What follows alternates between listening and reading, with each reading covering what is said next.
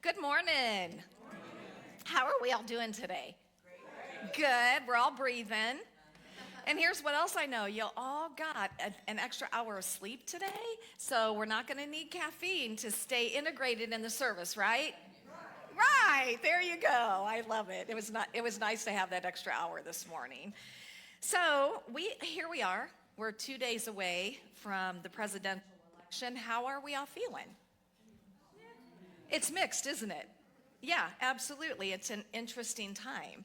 And we know that things have been and continue to heat up. Lines have been drawn in the sand, and you kind of find yourself on one side or on the other side.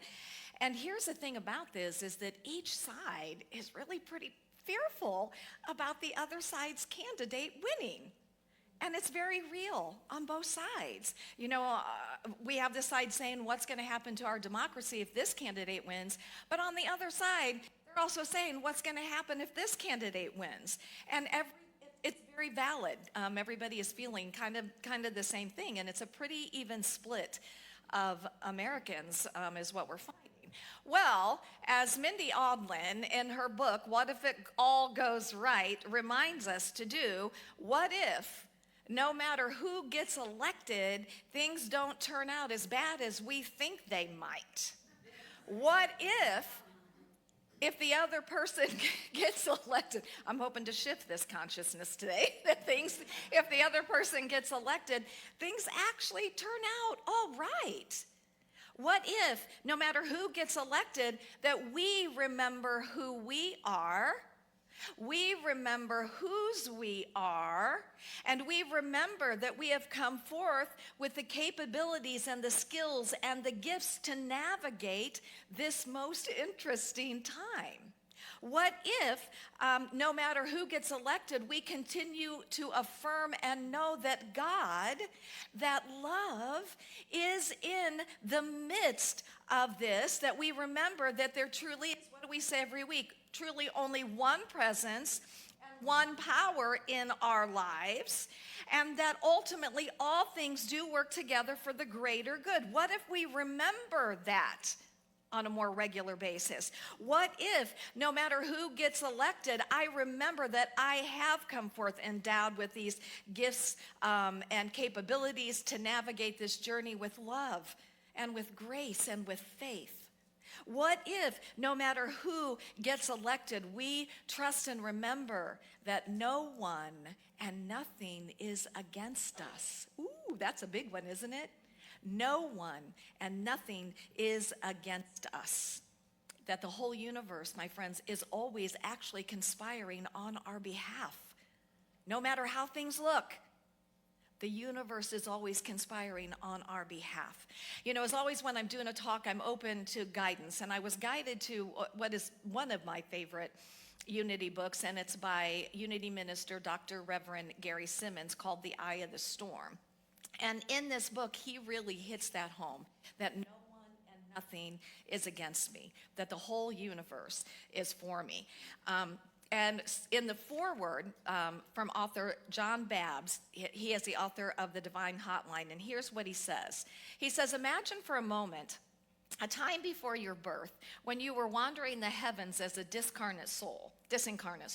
You were immersed in the beauty and the peaceful harmony of paradise when a call went out for volunteers to incarnate in bodily human form. A small blue planet in the far reaches of the Milky Way was experiencing a crisis and was in need of souls who were willing to incarnate in a human body to help out in Earth's time of need. Guess what? We made the decision to volunteer. And we met with, he says, you met with the Next Incarnation Committee to discuss with its members the part that you wanted to play and the work that you wanted to do. It goes on to say that in that time you choose your ethnicity, your abundance, your parents, your date of birth determined in astrological configuration that would give you clues to your soul's purpose, your challenges and benefits you need in order to learn and serve your gender, etc. And you made a covenant that time to do the work that you agreed to do. But there was a catch. Not only were you to serve, but you were also required to grow. How many of us have grown? How do those growing experiences feel sometimes? Pretty rough, aren't they? Sometimes they're pretty painful, yeah. It was your job to create the intensity of your light to grow in wisdom and in stature, as well as to serve. I sincerely do believe, my friends, that we chose to be here at this time. I sincerely believe this, and that we do have whatever we need to be able to serve in the best way possible during these somewhat turbulent and unsettled times, to do our part in bringing more love and peace to the world around us. John Babb says, "It often does seem that we are asked to walk the path in this life of a spiritual warrior, and that we are always being asked to remember our divine nature and our spiritual commitment, as simultaneously we are asked to face the challenges that life presents." It's an interesting walk, isn't it? It's like, here we are, we come into life and we have amnesia, right? Most of us have forgotten who we are. I mean, we hear every so often about young kids who, they come in. I even think about Myrtle Fillmore, our co-founder, how she came into the world and she just had this beautiful relationship with the God of her understanding. And, eventually Unity came out of that and out of Charles. But most of us have forgotten. We kind of agreed that when we came into this realm, we were going to have to wake up and remember. And some of the experiences that we have had have helped wake us up, right? Yeah, but it's not just about waiting for those experiences to happen.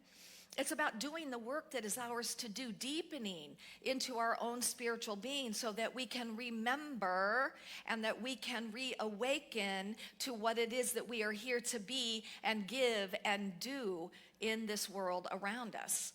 One of my favorite fables is the fable of the man who was walking down the road and there was an eagle's egg laying there, and he picked up this eagle's egg and he went and he placed it in his chicken coop with the chickens and with the hens, so they could lay on it. And eventually the eagle hatched with the other chickens and grew up with the chickens. And so the eagle learned how to walk like a chicken, move its head like a chicken, learned to cluck like a chicken, learned to peck at the worms and the insects like a chicken, and would even fly up in the air a little bit and then come back down. But one day, this little eagle was looking up at the sky and he was like, oh my gosh, he saw this magnificent bird that was just gliding majestically, and he said, what is that? And another chicken looked up and he goes, oh, that's an eagle. He is the king of the skies. He belongs to the skies. But don't worry about him. We belong to the earth. You're a chicken.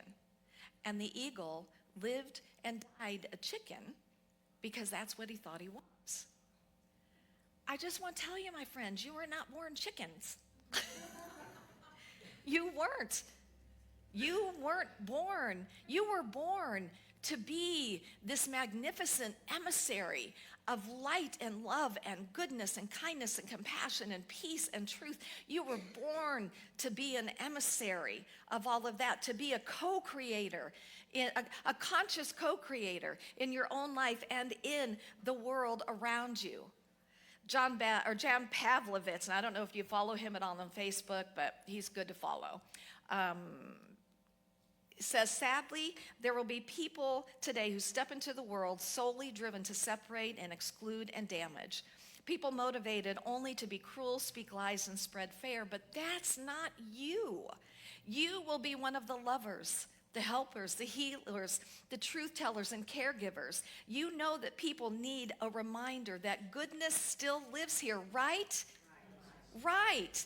Whose job is it? Right, it's not somebody else's job outside of us. That's what I always want to get home to us, and especially during this time. And it's up to us, my friends. We have to start taking responsibility for the energy that we're putting in to the collective consciousness. But I felt really hopeful when I read this. And this is by Sarah Zula, and you may not be able to see it, but it says there's a massive change for the better happening on the planet right now. This change won't be on the news, and it hasn't gone viral, and if you don't look for it, you won't even notice it's happening. This change is quietly happening in the hearts of humanity. People are realizing that we become what we focus our attention on, and we influence this reality based on who we become. So people are realizing that fighting is senseless, and focusing on the chaos is futile. Rather, people are quietly focusing on creating their version of heaven on earth. They are healing themselves. Do we hear this? They're doing the work to heal themselves, because if we don't heal ourselves, we're going to continue to act out of our triggers, right? Anybody ever act out of your triggers? Ever get defensive? Ever post something that's like, yeah, okay, we heal ourselves. They're healing themselves and focusing on creating more beauty. People have realized that awakening to their own divinity is what protects them from manipulation and allows them to become the change they want to see. It's sweeping through the nations, but it's hard to notice. However, its strength is growing in numbers. Not strength in numbers to fight, because fighting only breeds more fighting. Have we figured that out? Like if you're on Facebook sometimes I just read comments, and I'm like, all that these comments do is create more negative energy. They creates more fighting, right? It's strength in numbers to create such a beautiful world that will be obvious for others to join, to the point where one day they will hold a war and no one will come. The frequencies of war, greed, and manipulation will no longer be able to exist in a reality full of sovereign, awakened beings living connected to their divinity. Just breathe. Just breathe. As the song says, just breathe into that. That's our job. That's our role, is to be that, no matter what is happening around us. Myrtle Fillmore, our co-founder of Unity, said, because there is only one mind, and all of us have the consciousness in that one mind, we can join together faithfully to proclaim the truth that we know. These times, my friend, they call for us to deepen into our faith, right? Because it's too easy to be out here. It's too easy to be in the woo of all of this out here. These times call for us to deepen into our faith. And faith is our ability to commit totally to our spiritual path. That no matter what it is that we are seeing, no matter what it is that we are experiencing, that we remember that there is a greater truth at work here. We cannot see it sometimes, can we? Oh my gosh. Sometimes I'm like, what the heck is happening? What? Don't you feel that way sometimes? Like, what? We may not be able to see it, but that's what faith is about, is going beyond what we're perceiving that is happening or what is happening, and remembering that there is a greater truth. There's something greater unfolding that we just haven't been able to see yet. But the only way that we're going to see this greater truth unfolding is to become a part of helping to birth it into reality. We have to be the midwives of this greater truth, this greater reality. Faith is the power to move unseen good into manifestation. Scripture tells us that which has come forth from that which we cannot see, right? The unseen realm. So faith is the power to move the unseen good into manifestation. And through faith, we move from the physical world of limitations to the spiritual world of infinite possibilities, right? Yes? Yes. Okay, you've had enough sleep today, so I'm counting on you. Okay. You might want to say, hey, Sue, you need to face the facts. You are. Thank you. Look at what's happening. And I say, yes, we never teach here that we bury our head in the sand about things, do we? Never. We never teach that. We say, by all means, look at what is happening. By all means, do that. And we stand up, and I will say this over and over again, we stand up for what we believe is right. Talk is not about becoming a doormat, Because the way change takes place is that there are people who help move that change forward, right? So we absolutely stand in our values and we stand for what we believe to be right. So yes, we face the facts, but more importantly, my friends, we faith the truth. We faith the truth. Sounds like I'm lisping, doesn't it? I love that line from On Golden Pond. Anybody remember that movie? And yes, some of you are too young to remember that movie. Okay, but here's the thing. Our principles state that we co-create our experience by what we focus on, by the thoughts that we think, by the words that we speak that reflect the thoughts that we're thinking, and by the actions that we take that reflect the words that we're speaking and the thoughts that we think. That's what we believe, right? Are we all in agreement? Do we believe that? Yes, thank you. Okay. So, and we also believe that these principles are always working, right? There's never a time when they're not working. There's never a time when it's like, I'm on lunch break, I'm not going to work. The law is always working, right? The principles are always working. Do we agree with that? Yes. Okay, thank you. So my question is, do we somehow get amnesia when we are awfulizing things? Yeah, we do, don't we? Yes, when we're fretting and we're worrying and we're feeling anxious about, my God, what's going to happen? Yes? So please hear me on this. It's perfectly normal to feel those emotions. I'm not saying that we're not going to feel those emotions. It's perfectly normal to feel those emotions. But what I'm asking, I'm going to ask two questions. The first question is, how much time and energy do I put into fear and awfulizing and making the other wrong? Right? How much time am I worrying? Anybody get worried about the state of things in our country? Yeah. Get anxious about it. We're awfulizing it. We're talking, making the other people wrong. You know, our great teacher, Jesus, essentially wrote the song we sang earlier. Don't you worry about a thing, 'cause every little thing is gonna be all right, right? He may not have written it. Bob Marley wrote it. But he said it way before Bob Marley came along, I'm going to tell you. In Matthew 6:25-34, shorten. He said, hey, don't worry about tomorrow. Don't worry about your life. Don't worry about what you're going to eat or drink. Don't worry about what you're going to wear. He said, don't worry about a thing, right? And then he said to his disciples in Luke 12:22, do not be anxious about anything. Don't be anxious about anything. That's a big one to rise up to, isn't it?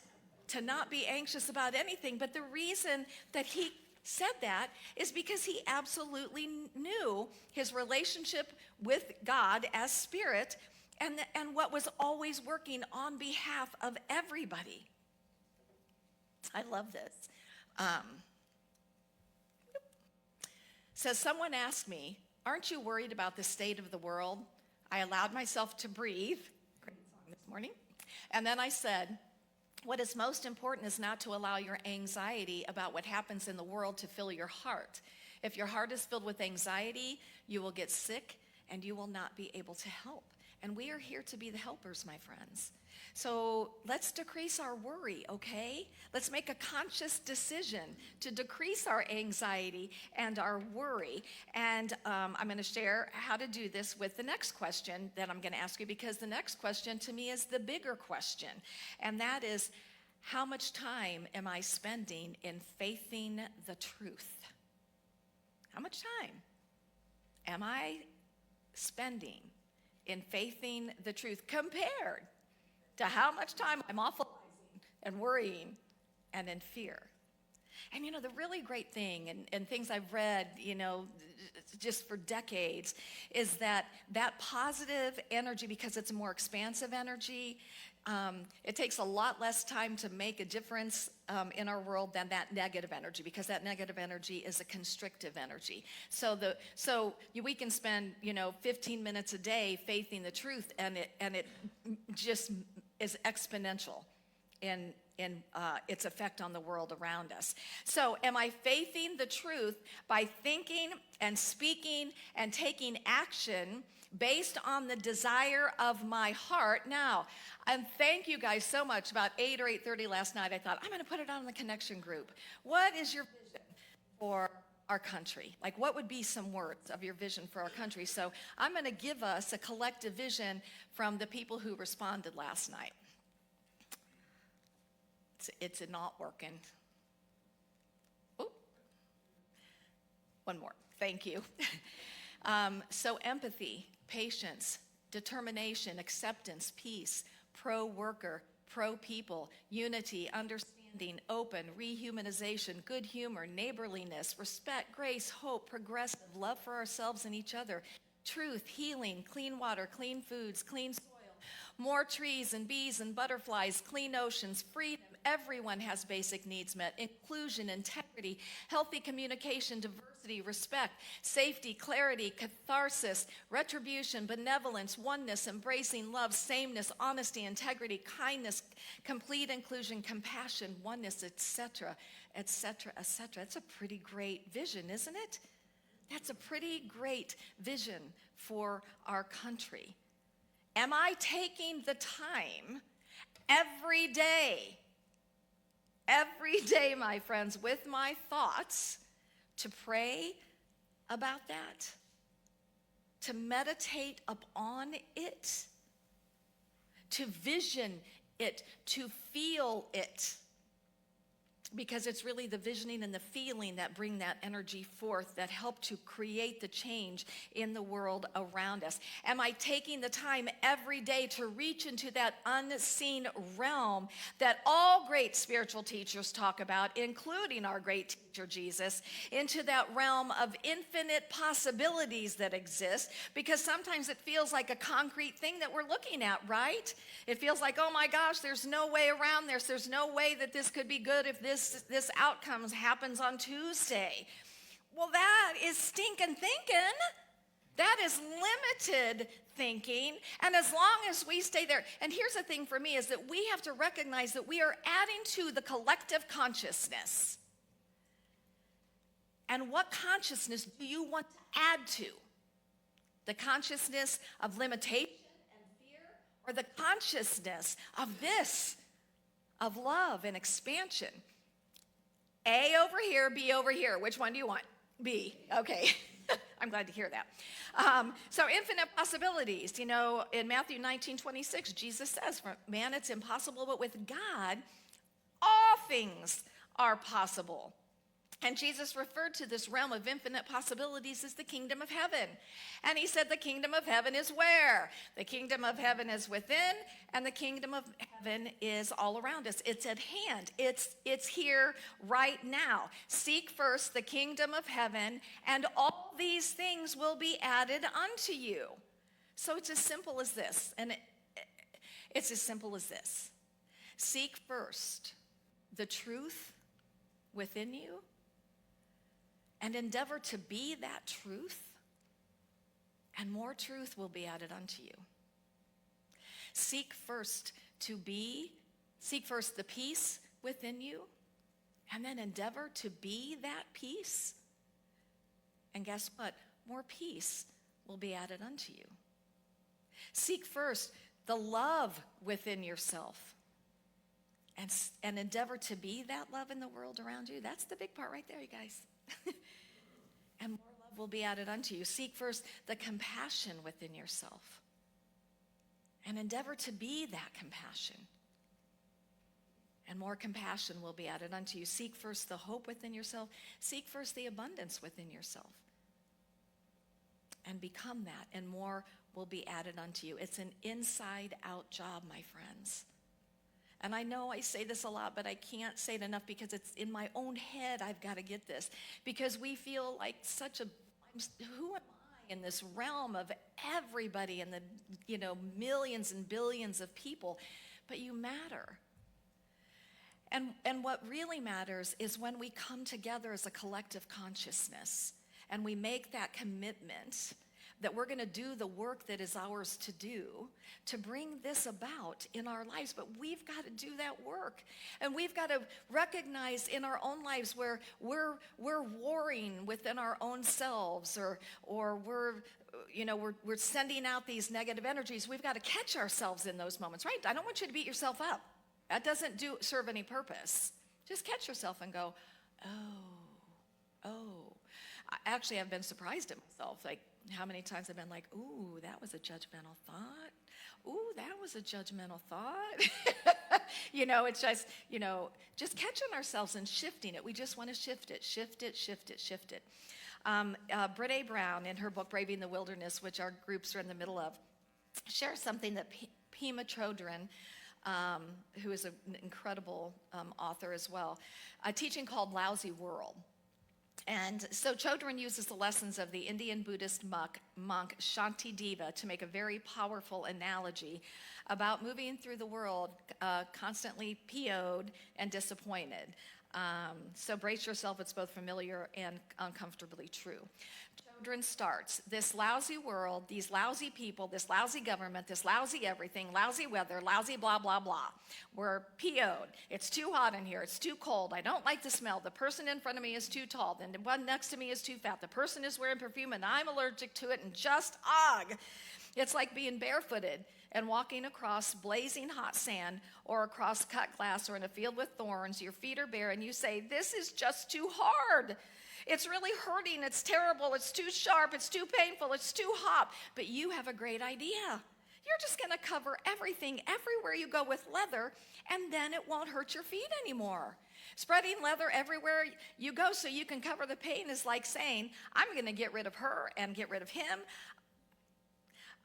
I'm just asking us to check in our brains. I'm going to get the temperature right, and I'm going to ban perfume in the world, and then there will be nothing that bothers me anywhere. I'm going to get rid of everything, including mosquitoes that bothers me anywhere in the world, and then I will be a very happy and content person. Can you relate a little bit? Oh, yeah, things out here would just change. I'd be so good inside. My world would be great, right? All you people would just get it. She says we're laughing, but it's what we all do. That's how we approach things. We think if we could just get rid of everything or cover it with leather, our pain would go away. And she says, sure, because then it wouldn't be cutting our feet anymore. But Shantideva said, but if you simply wrap the leather around your feet, in other words, if you take care of you, of what's inside of you, instead of trying to change everything on the outside, that, my friends, is when things will begin to change for you, for your family, for your neighborhood, for your city, for your country, and ultimately for the world. When we change things in here. Janice Stanfield has a song, and it says, I cannot do all the good that the world needs, but the world needs all the good that I can do. And don't you think that's what we need more than anything right now? Is the goodness and the love and the kindness and the compassion. We need that right now. Don't you agree? Yes. Do the rest of you not agree? Absolutely, we need that. So, two things I want to close with. One is this. It says, don't give up on this year. Keep fighting for the good. Keep showing up. Keep loving. Keep giving back. Keep being kind. Keep being brave. Keep caring. Keep trying new things. Keep showing grace. Keep on. The world needs you to believe in the good. So do all you can to bring that into the world. And in honor of American Indian Heritage Month this month, I would like you to invite you to join me in a prayer written by Bishop Stephen Charleston, a citizen of the Choctaw Nation and a Native American elder. And it's called A Prayer for These Times. So if you would like to join me, please feel free to. When they hate, I will love. When they curse, I will bless. When they hurt, I will heal. I am a servant of the light. I am not afraid of the darkness. I will carry on with my work as a steward of this earth and all of her children. When they divide, I will unite. When they rage, I will calm. When they deny, I will affirm. I will simply be who I am, for that is what Spirit created me to be. And I'm going to invite you to join me for a moment. If you'd like to close your eyes, as we just call upon this great spirit of love, this great spirit of that which can heal anything. And we send this love and this healing and this light out into this week, and especially as we move into tomorrow and into Tuesday and into the days after. And let's just vision this love and this light that is just pouring down upon our country, that is being awakened from within the hearts and the minds of each and every person in our country. Beloved Spirit, we know that you are here in the midst of everything. And we hold that knowing and we hold that vision of peace, of love, of oneness, of truth, kindness, and compassion. We hold that vision and that knowing, and we send that energy forth. And we trust and we know that whatever the outcome is on Tuesday, that you are in the midst of it, and that immediately things are being worked for the greater good of everyone. And so it is, and so it shall be. Amen and amen. And namaste, namaste, namaste.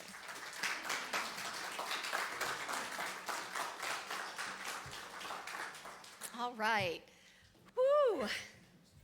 So we're all going to be nice and calm, not worrying, right? Just trusting. Well, you messed up. You got to come back after that. Woo! That's what I'm talking about. So today at 1:30 p.m., Deidre D'Amico will begin the 3-part astrology workshop on understanding your rising sun and moon signs. Participants will learn the meaning and significance of these signs. The classes are today, November 10th and November 17th. Please bring a pencil and paper. Meditation is tonight at 6 p.m., and it is open to everyone. There will be no men's group and potluck this month. The next one will be the first Tuesday in November. And the mat makers meet every Thursday at 10 a.m. This is a group that weaves sleeping mats out of plastic bags, which are then donated to folks who are unsheltered. Their goal is to make 100 mats in 100 days, and they would love your help. This past Thursday was day 71, and they've completed 72 mats, so nicely done.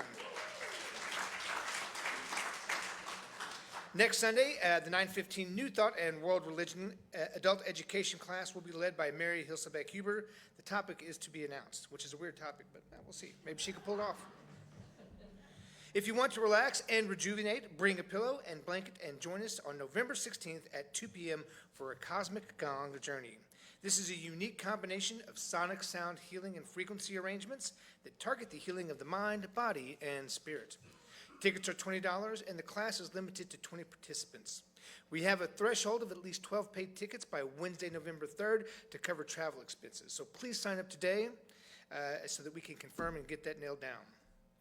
We are excited to announce that Eddie Watkins Jr. will be here November 17th. Woo! Yes.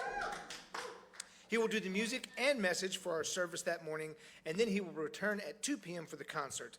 The tickets are $15, suggested love offering. That is $15 well spent, my friends. Eddie is legit. Whatever plans you have, just go ahead and cancel them and come see Eddie. I take my word on this. It will be amazing.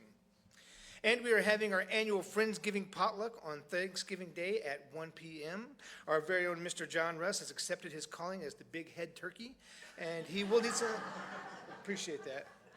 He will need some more volunteers to help him out. You can sign up in the foyer with what food you will bring, and if you can help with the setup and or the cleanup. And here we go. Crisis Cold Weather Shelter season has officially started. Woo! Yes. Come on, get it up. When the overnight temperature is forecasted to be 32 degrees or below, we will open our doors to 25 people who need a warm, safe place to sleep. We are inclusive and open to everyone. Our shelter is only possible because of our volunteers, and our biggest need is for overnight volunteers. So thanks to a grant that we secured, we are able to pay each overnight volunteer $50 per night. Please share this information with your friends and family and ask if they would like to be involved. There are cards in the foyer you can take and give out. And please, this is one of those programs where we can't be a call me if you need me sort of thing. Take the initiative. Say, I'm going to commit to this day, this time, whatever it may be. Join us. This is such a rewarding and amazing thing that we do at our church. As a corollary to that, our 8 items and 8 weeks donation drive ends today. Everyone who turned in their completed list has been entered into the drawing for $100. We will pull the drawing now. I believe Nancy has it. Oh, shake it up.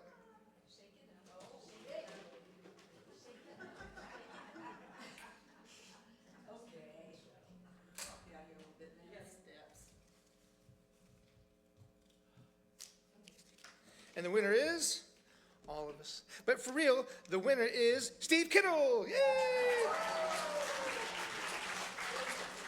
All right.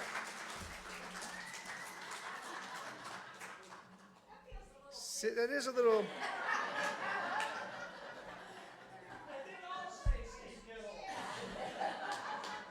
Huh. How about that? How about that, Steve?